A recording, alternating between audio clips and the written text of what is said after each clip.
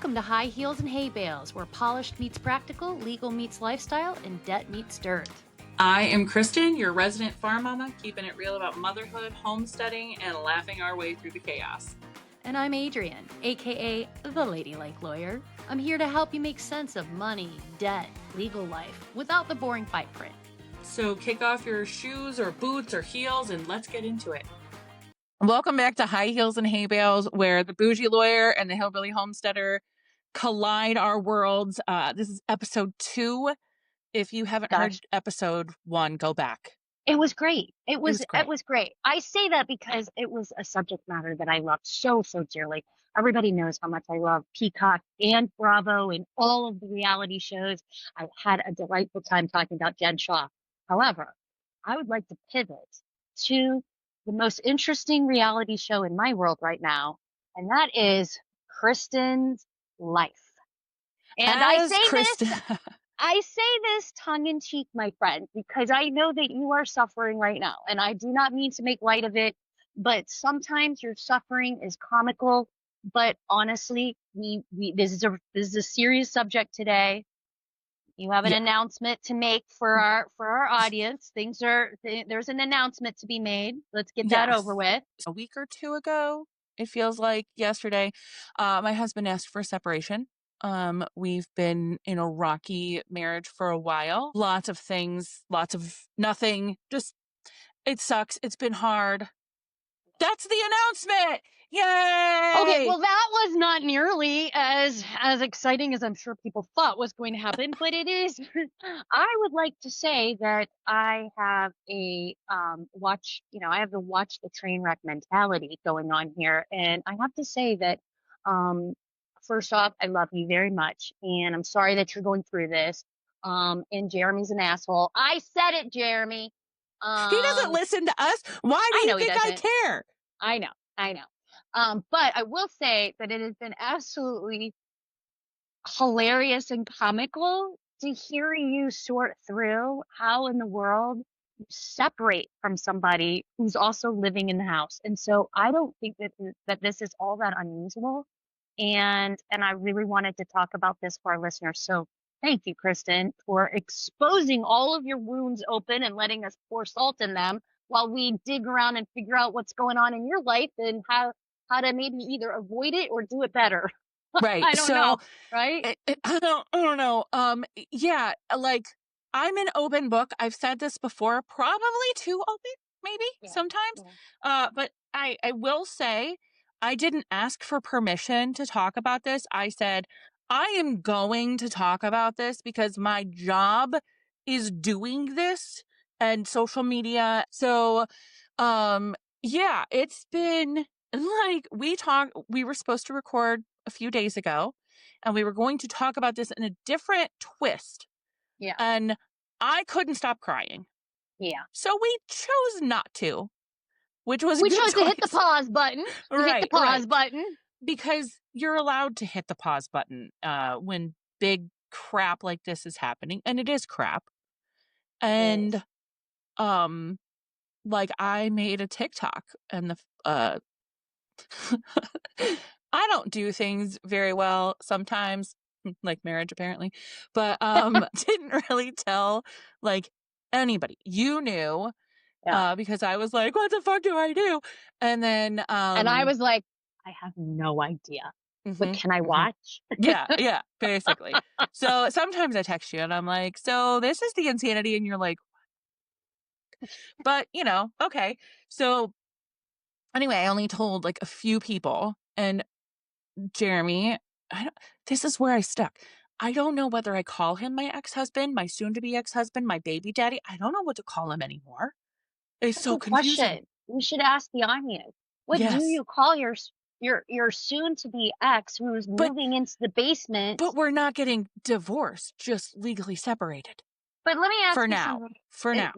But that's just a for now, right? If it's just a for now and you live in the house together, I would call him my estranged spouse. That's what I was thinking, was estranged spouse who lives in the basement. That sounds very mysterious.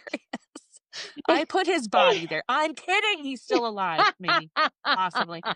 Anyway, so I didn't tell many people. I do watch a lot of murder mysteries too. Oh, I yeah. mean, I'm True just saying, crime.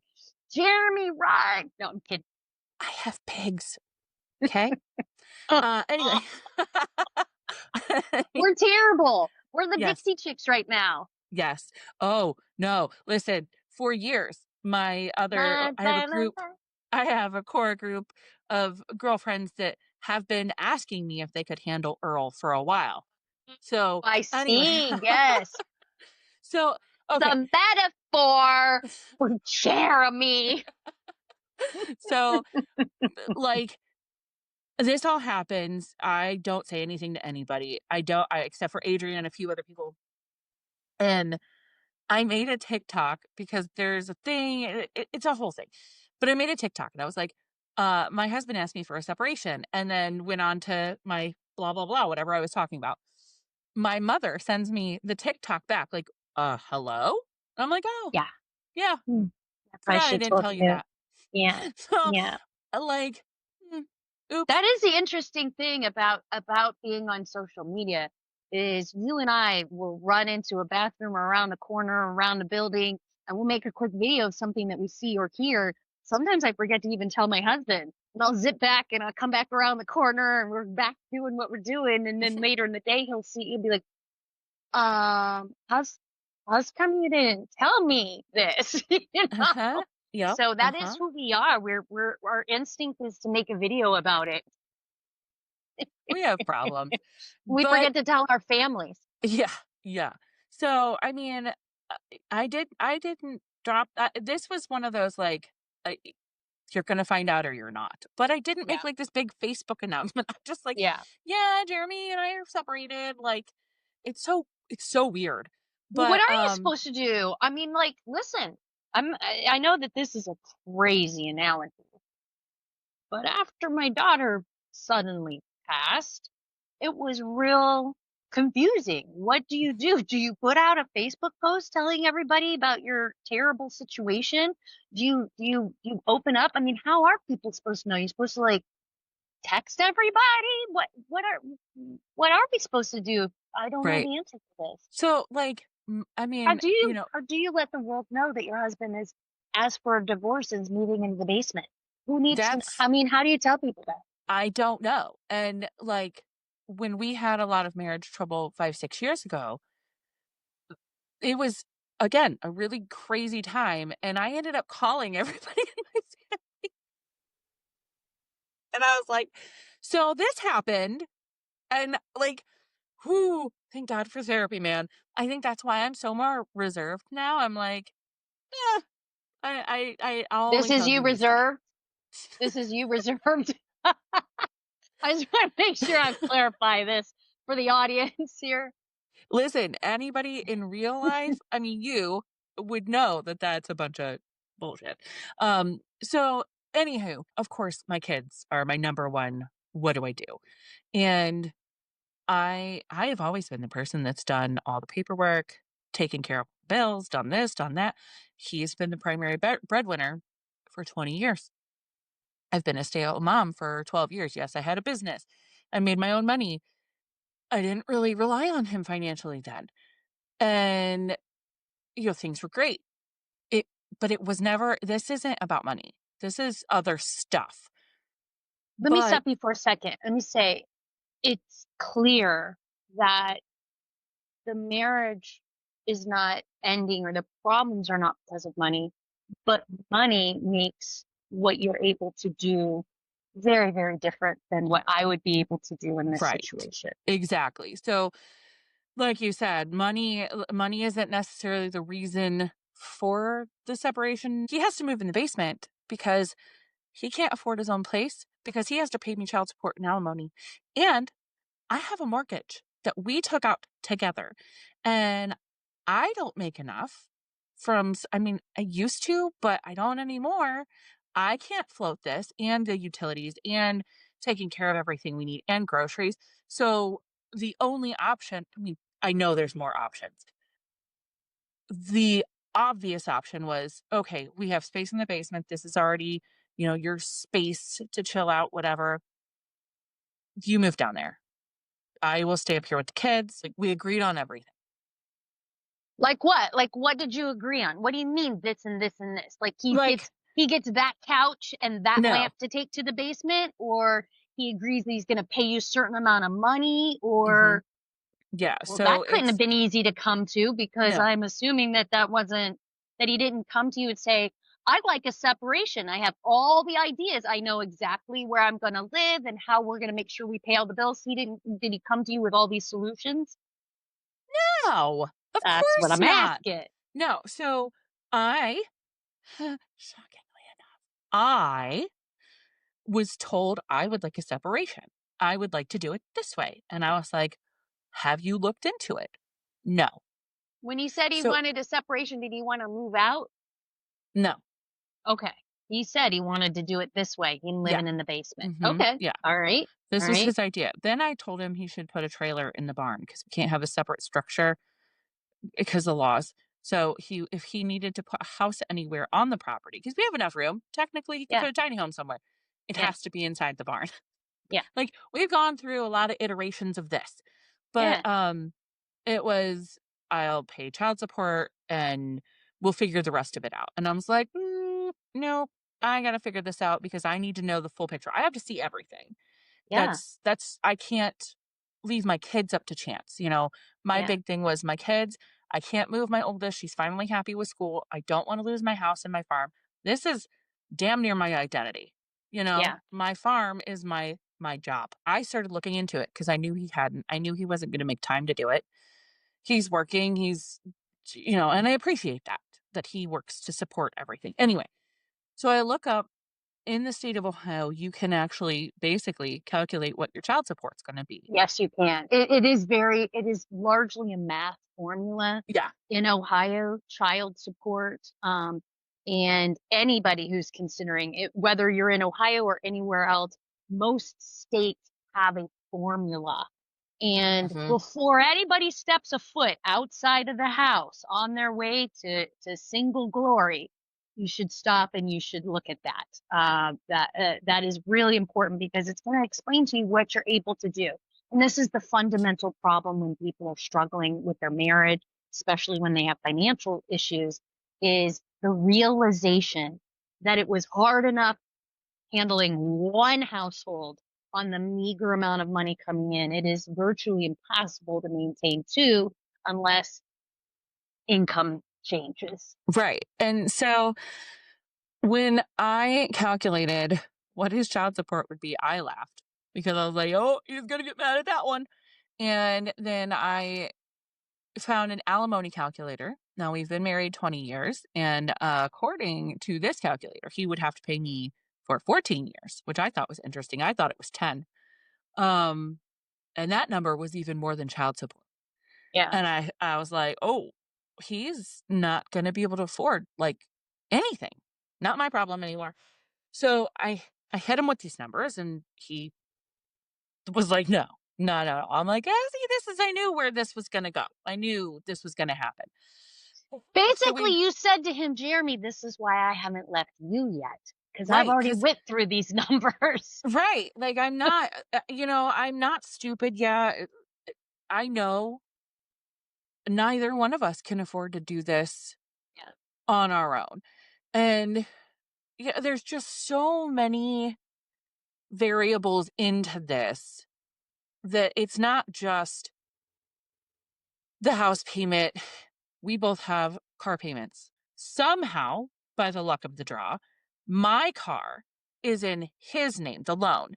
His truck's loan is in my name. It's Yeah. just the way it got That done. happens. Yeah. And so that's problem number 2. Who's gonna pay for the groceries? Am I feeding you still? Like, am I still doing all the wife things? Only you're not doing the husband things. I don't understand how this is gonna play out. And I think he's realized how much harder this is going to be than what he thought.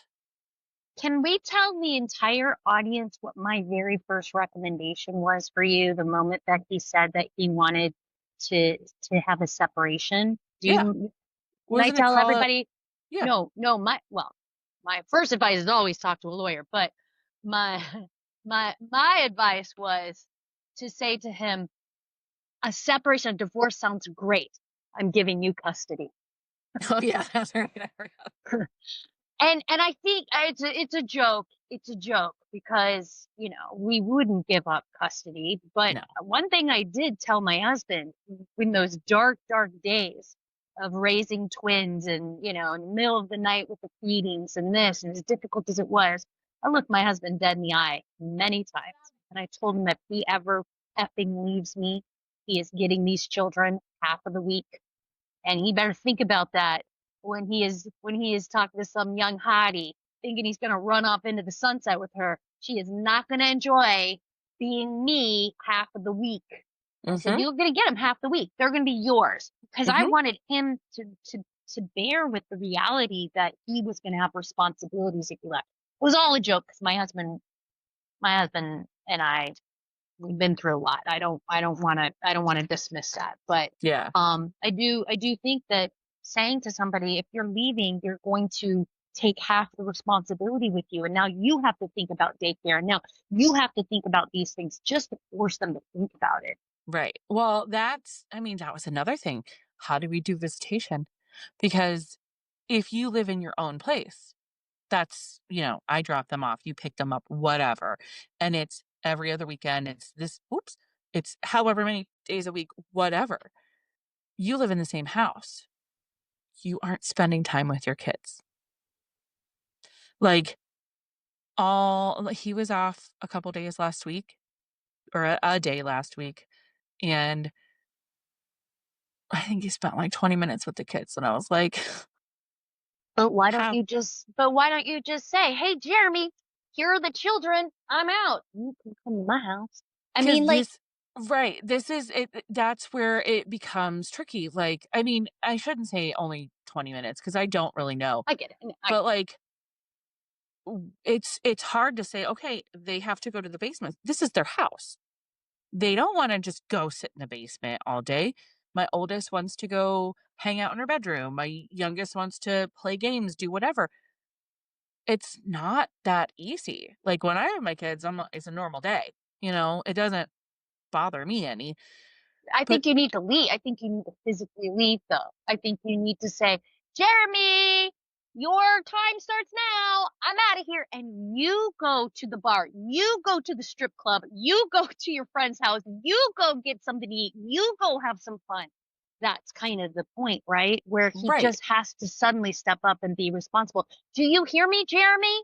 Do you hear how this is going to go for you? No, he doesn't hear you because he doesn't listen to the podcast. Say something. I'm gonna find this clip. I'm gonna text message it to him. No, I'm not gonna do that. Here's the thing though. I hate the fact that I have to leave my house to go to make sure he does these things. You know what I mean? Like it pisses me That's off. because you're not embracing it as freedom. You're not Right. embracing it as freedom and forcing your husband to learn how to interact with your daughters. Right. I mean, That's the hard he part. Is because he doesn't interact with them. he does when it's convenient. When you're around. Like, I mean, it's kind of how life has been. It's convenient at this point. Yeah, yeah. So, but Well, in your anyway, like, defense, you're in the very early stages of this too. This has been going on for 2 whole weeks. So this is where life is at the 2 week mark. So we're gonna keep checking in. I mean, just so that the audience is aware, we're gonna be checking in with the living in the basement status, yeah, seeing what's happening here, because yeah, all eyes are on you. I don't think that this is unusual. I have it, lots of clients who are separated living in the same home. And honestly, I'm fascinated in hearing how they like I've never really been able to ask them a lot of details. So this is fascinating to me how I think about how I would do it, right? right. And Well, I never, like, when we would joke about separating or getting divorced, like, "Oh, you'll just live in the basement or make an apartment in the barn." And now I'm like, "Shit, how do we make this work?" Like, again, like, we have He a needs a s tiny home in the barn, clearly. He needs his well, own physical space. right, we were looking at, like, campers and stuff like that, like, trying to figure something out, but it's just I have been in therapy for almost 6 years, and I have been able to work through a lot of things. We have tried marriage counseling 2 or 3 times, and each time it doesn't last. And I have asked, "Please go to therapy," because I am a huge proponent of therapy. Uh, and I know in this situation, it would have helped. Yeah. He's one of those emotion stuffers where I'm like, and it all comes out, right? So it's frustrating because the things that have come out since all of this, because now all of a sudden he feels comfortable communicating. The fuck, 20 years, dude.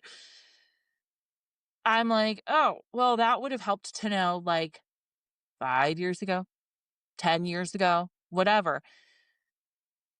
So after these conversations keep happening and then passing each other or, hey, I'm making dinner. Do you want some?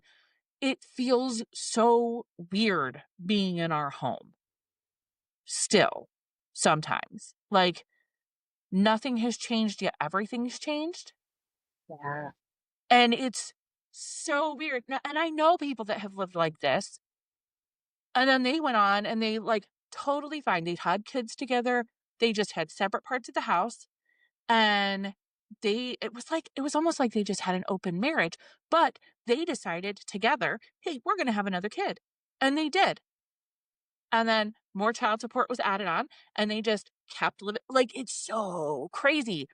That's But pretty me crazy. I mean, like, I just have to say, out of all the experiences I've had in the world, that I haven't seen very many like that. I know yeah, people who got divorced and they how did this work?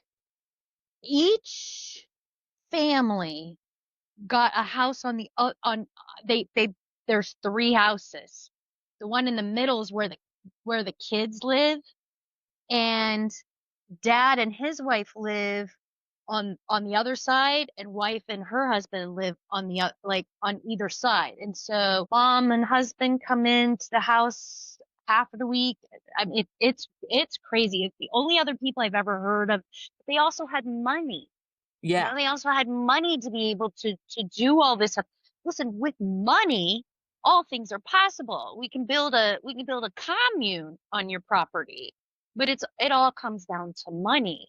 right, And that's what's so it has to feel like a trap because you just can't get away to get space to even mhm, think about what needs to happen. And that's the reality is you just don't have the space to get yep. away. And, like, having money also, or not having money, I should say, also makes the decision on what do we do legally difficult, because I spoke to an attorney and got one number. He spoke to 2 attorneys after I had spoken to an attorney, because all of a sudden he was like, "Oh, shit." Um, and he got 2 different numbers for 2 different situations. So, like, there's separating, which you don't have to do anything, you just agree, whatever. There's legal separation where it's, like, the step before divorce, and so it's essentially you agree on everything, or you get an attorney and you whatever, but you have to file things Let me against let each me other, let like, me it's a whole fucking let, yeah, let me walk you're our the lawyer, audience through Jesus. through the different things. So if you just decide today that you and your spouse are just going to split up, and we're just going to talk about Ohio because that's really all I know. Um, if if if he gets up and moves out, right? You're you can say you're separated, but there's nothing legal about it, right? They're just living someplace else. A legal separation in Ohio is not necessary, but people do it in order to get temporary orders put in place. So you would file a legal separation because you want to get child support put in place. He's moved out. He's not paying you anything. You have to do something. And so a legal separation with temporary orders in place means you're moving towards something, towards Right. a divorce or a dissolution. Divorce is contested. Dissolution is an agreement. If we say we're going to separate, we're going to file a dissolution, that means you and I are going to agree to everything. We're not going to fight about anything. People oftentimes think that that's the route that they're going to go, and then they can't help themselves but start fighting. So then it becomes expensive and divorcey. So Yeah. you can move away, and it doesn't mean you're married or not, and it doesn't mean that you're separated. You can move out, but you can call yourself separated. Legal separation is temporary orders in place, moving towards either a disso or a divorce. Right. And each step gets more expensive. Yes, So in it the does. state of Ohio, I shouldn't say in the state of Ohio. In our county, it's just under $300 if you don't have kids. If you do have kids, it's just under $400. You add an attorney onto that, obviously the price goes up a couple $1,000s. You do dissolution, it's a couple $1,000s. Everything's bingo, bango, done.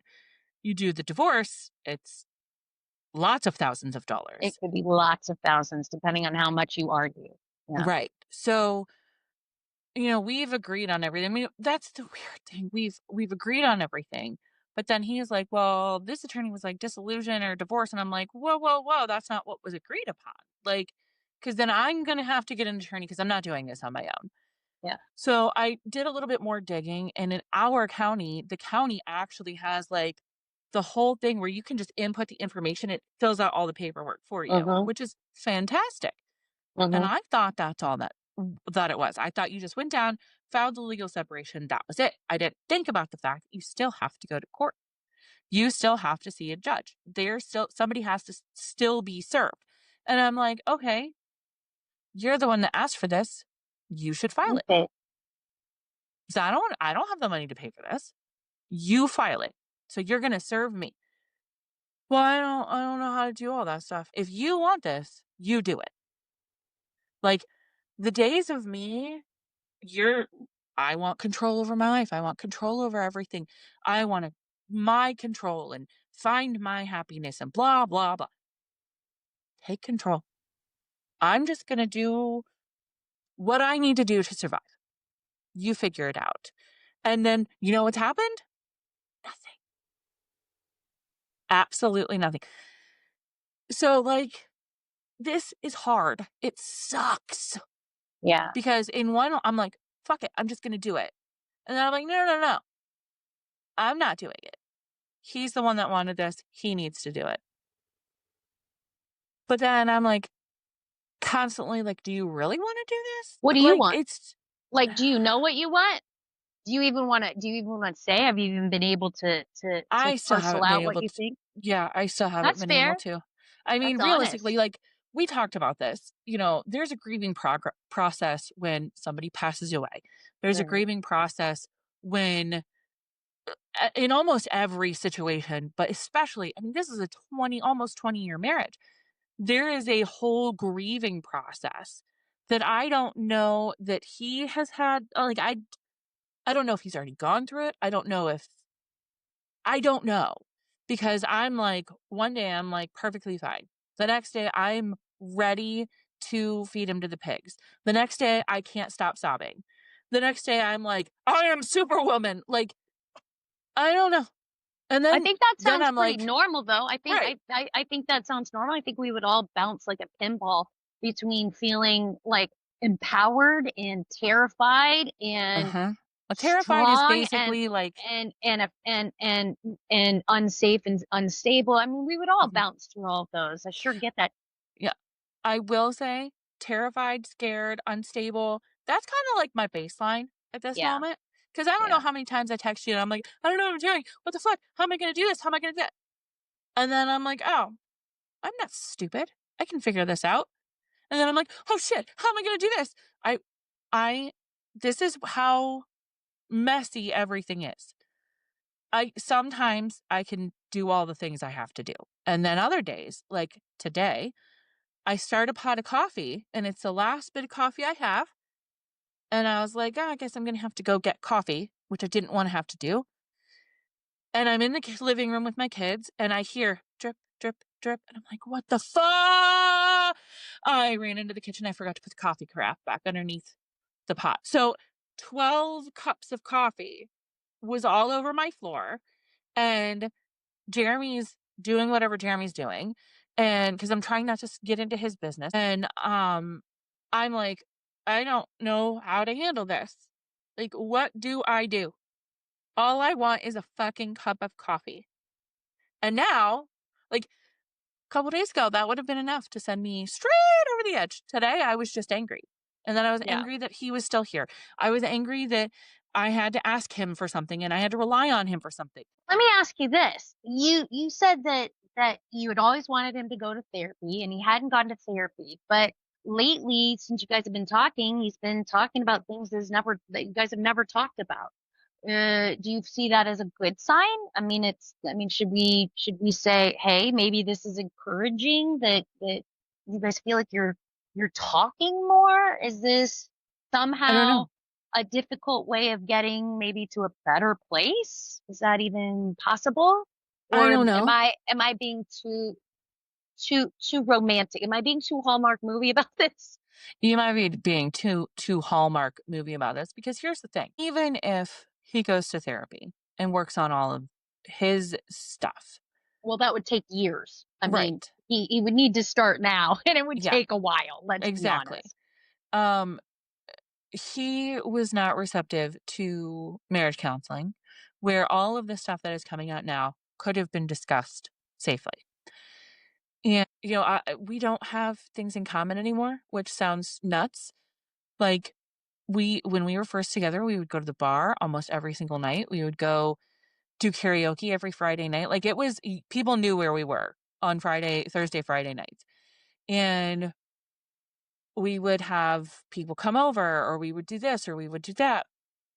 And we were constantly doing something. We could sit down and watch movies or TV or whatever together. He doesn't want to be a homesteader. He doesn't want to deal with the animals. Let me ask you Like, something. As when you say you're going through these emotions, some days you're sad and some days you're angry. Are you just mad and angry that you're not the one that you're not the one who asked?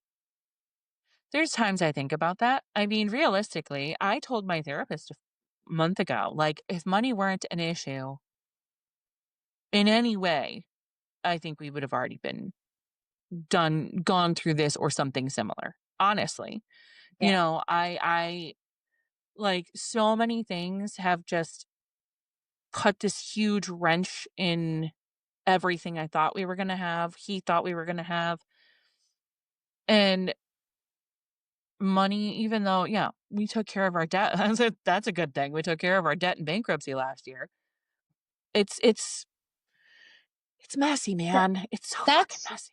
as your friend and somebody on the outside looking in, I would suggest you to maybe explore that more because it reminds me, and this is so insignificant, but I'm going to tell you, I'm going to draw an analogy here.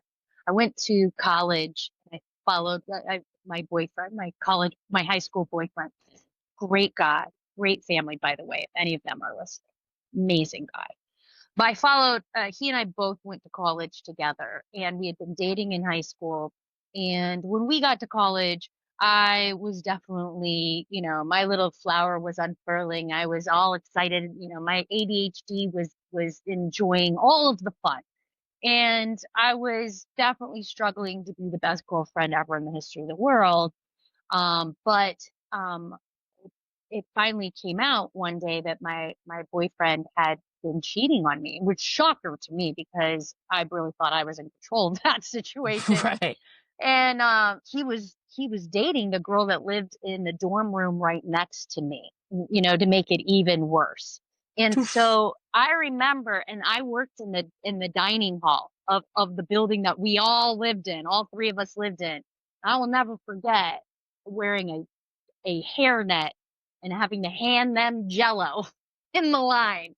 And I remember being so angry and so hurt and so sad and so all of these things, even though knowing down deep in my mind, I was probably moving towards breaking up with him. It was the fact that he did it to me, Yeah. that I wasn't the one in control. And over the years, I had to learn how to be really honest with that assessment of that relationship. He only did what I really should have done. And so there does require some intellectual honesty here to say, you know, I'm mad about how it's unfolding and how much little control I have, but at the same time, I'd probably be doing this too if I had a little bit, you know, Right. if I had a little giddy up. And so I think that's honest as Oh, well. yeah.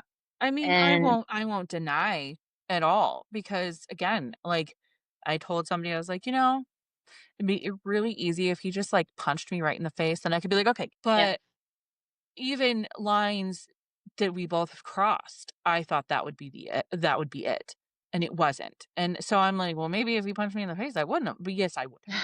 But yes, you would. And I just want everybody to know that Jeremy's not a no. punch you in the face kind of guy. Of No. all No, these no, no. things we say, as much shit as Jeremy's gonna get being the spouse of you on our podcast, I would like to say that Jeremy is a decent guy, and Yeah. there's no reason for anybody to think badly about him that Yeah. way. I mean, here's the thing. This is where I think it gets even more difficult because he could very easily just come into the door and say, "Okay, I'm packing my things. I'm moving here and you're just going to have to figure it out and we'll go through all this legally in court." And I would have to figure that out. But he's like, "I don't want to abandon you. I don't want to abandon our kids. I want to make sure you guys have everything you need.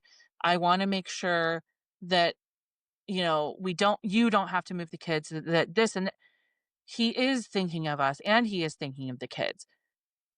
It's just still really hard because, Yeah, I've been a stay-at-home mom for 11 freaking years and my brain's like, I'm not going to have any money to do anything.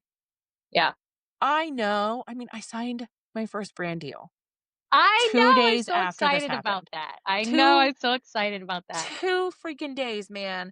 And I was like, I really want to be excited, but I don't know if I can be. It for you because I know what that brand deal is, and I am jumping on that craze.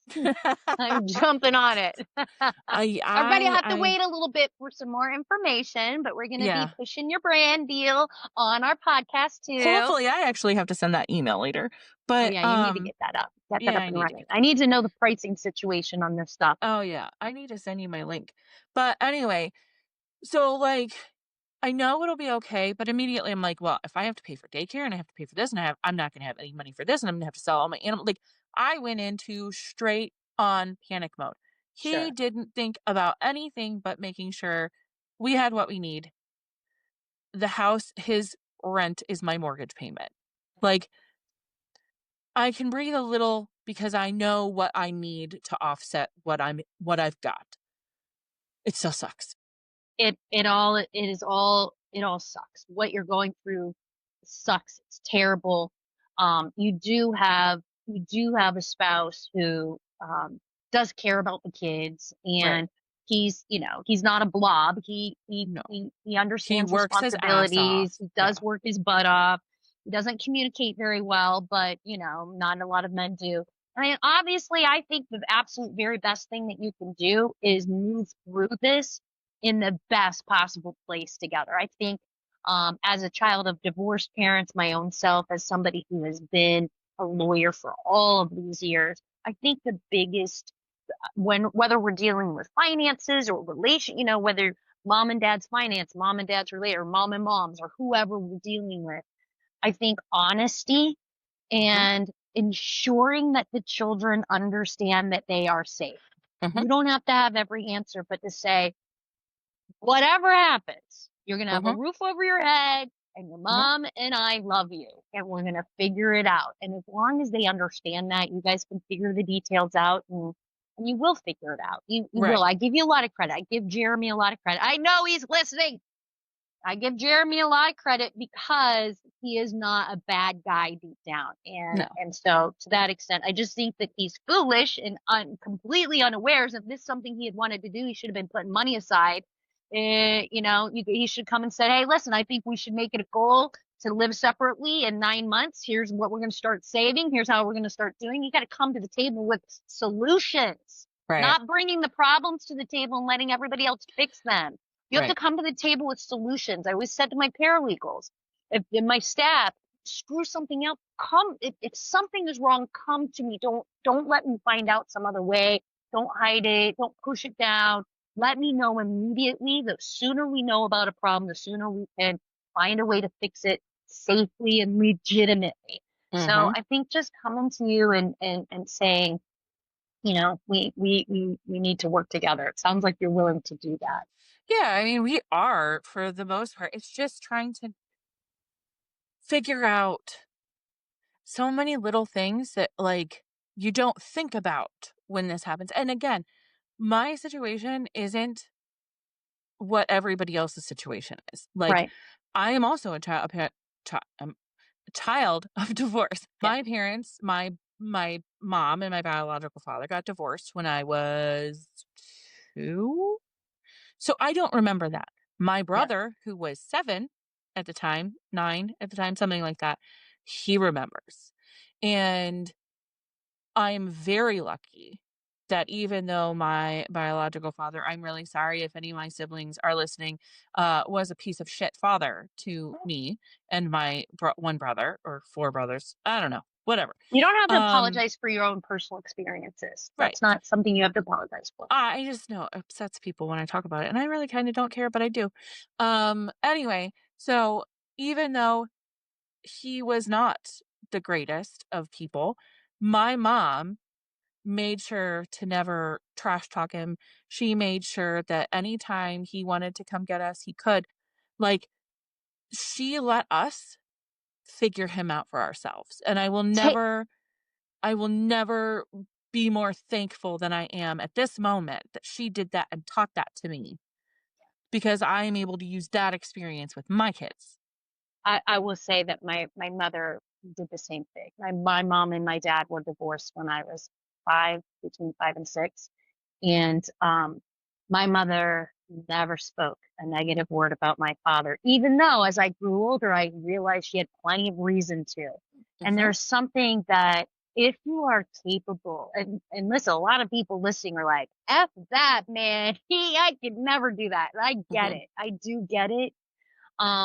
But um, you know, taking the high road is is a is a good road to take when it comes to your children. It makes you feel like you're swallowing down a shit sandwich most mhm, of the time.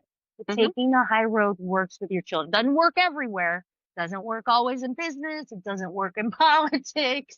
It doesn't work everywhere, but it does work when it comes to your children. Taking the high Absolutely. road because they will figure shit out. And Mhm, and I watched my stepfather married my mom. He was going through a divorce. I watched that with big old saucer eyes and saw what not to do and what to do. And oh my gracious, when you have somebody who's not happy with a divorce, who thinks that somehow they can, it's listen, life is complicated. It's about our own reaction to things. You can't make somebody want to stay with you. You have right. to figure out how to be so valuable to your own self that they miss you when they're gone. That's how I think about things. You don't want all this. I'm going to make sure that you wish that you had Mhm, stuck with all this. And it mhm. may not be right this moment. You give me a little time and I'm going to show you exactly why. So that's the energy I want to see, girl. That's the That's what energy what I want to see. I want to see listen, success, taking the high that's road and looking forward, not backwards, because the mirror is small for a reason. you've only told me that like 7 times in the last 10 days. I know it's my But favorite thing. I also saw a lady with a t-shirt on vacation, and it said, "Don't trip over what's behind you." I saw And a I lady with that at the love it. auction. I I I did. love that shirt. It's my new favorite shirt because it's the same concept. Yes, and I Yeah. actually stopped her and was like, "Hey, I love your shirt." I took a picture of the person Yeah. on vacation wearing it. Don't trip That's over funny. what's behind you. The Right? same concept. Yeah. And you gotta keep moving forward. Yeah. So it's one of those things, like, it's a long road, and it's as scary, and just by one sentence on one TikTok, several people messaged me and were like, "Hey, we're doing the same thing." Like, "Hey, we're going through the same thing." Like, "Oh shit." Like, wow. Yeah. Yeah. But, like, I'm somehow I've also ended up on divorce talk, which is interesting. But, like, I'm very lucky in this situation. There's a whole thing, dude. Um, I'm so curious now. it's very I'm very lucky that we are able to do this amicably, even though it's not that makes it any easier. It's just less difficult? I Yeah. don't know. I mean, there's it sucks. It doesn't there's no two ways about it. It sucks. And then there's always the doubt. Is this really what we should be doing? Should we have done It it is. 5 years ago? Yeah, I mean, It it doesn't is. matter. It It is what doesn't you matter. should be doing. It doesn't matter if you should have done it 5 years ago. That was the point of me saying I the rearview smaller. know. You need to internalize it.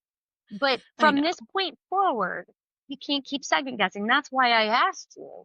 Right. All other things being equal, would you try to do you think that this marriage is fixable? If it is not truly fixable, if you want different things, then can take out the anger, resentment, or, away from it because he just said what you should have done yourself. So Right. at least he's brought it to the table.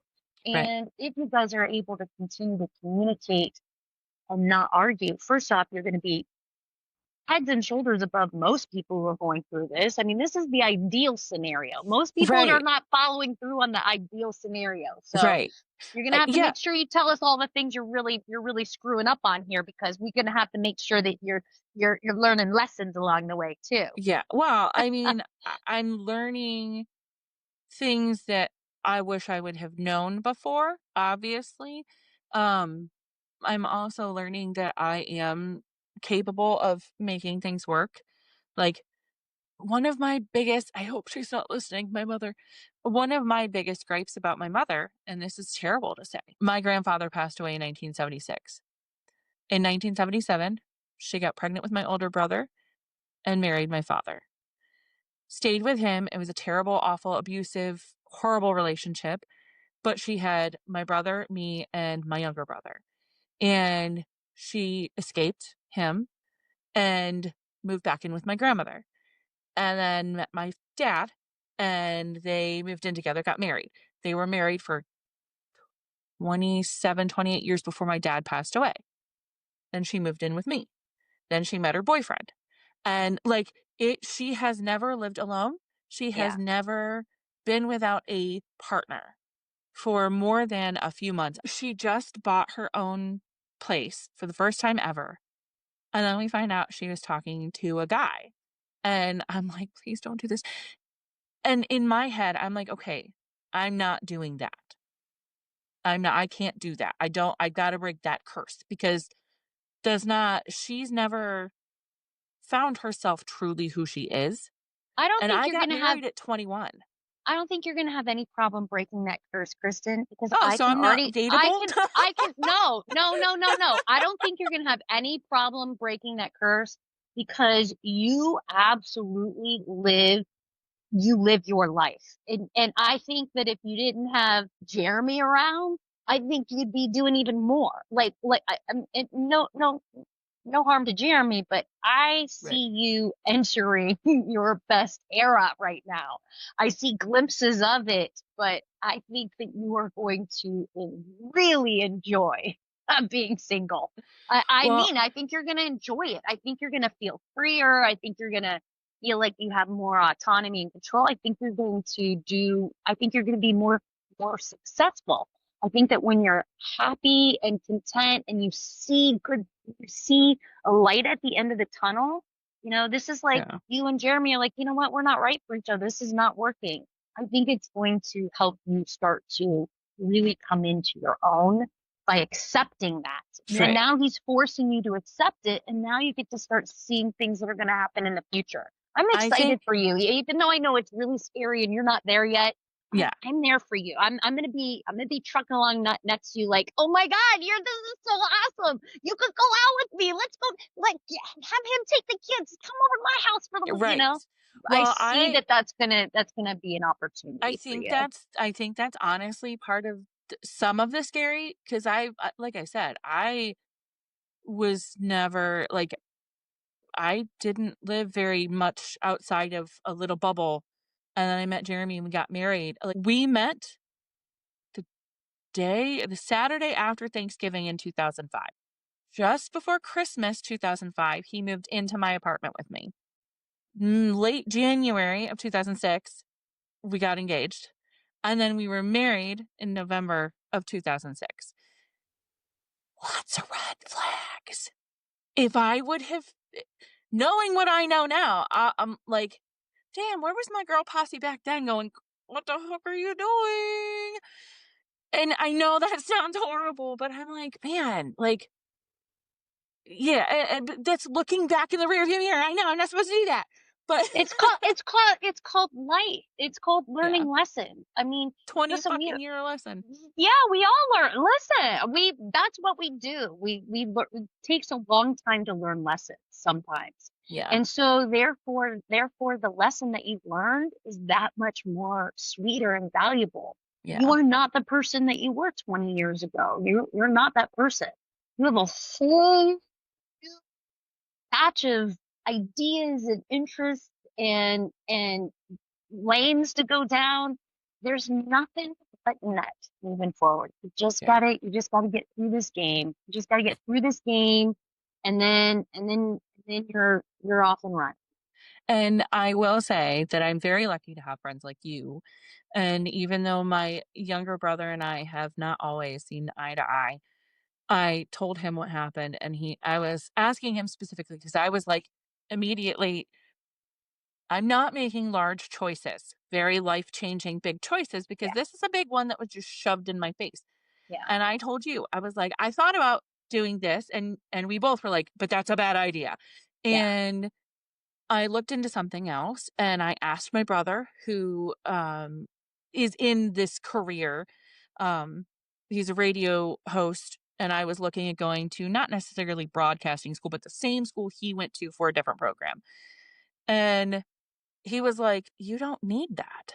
He's like, "You've been doing this. You're successful." I'm like, "I don't make that much money." And he's like, "You make money. yeah. There are so many people that do this and don't make money. You are successful." And he's like, "You're good at it."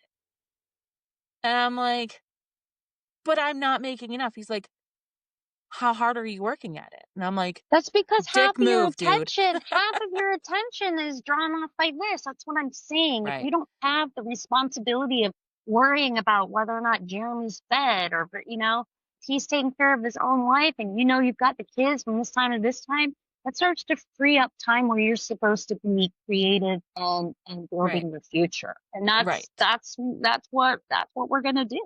Yep. And I have to thank my brother for like putting that in perspective. He was sending me job links and he's like, "You could do this, but you don't need to. You could do this, but you don't need to."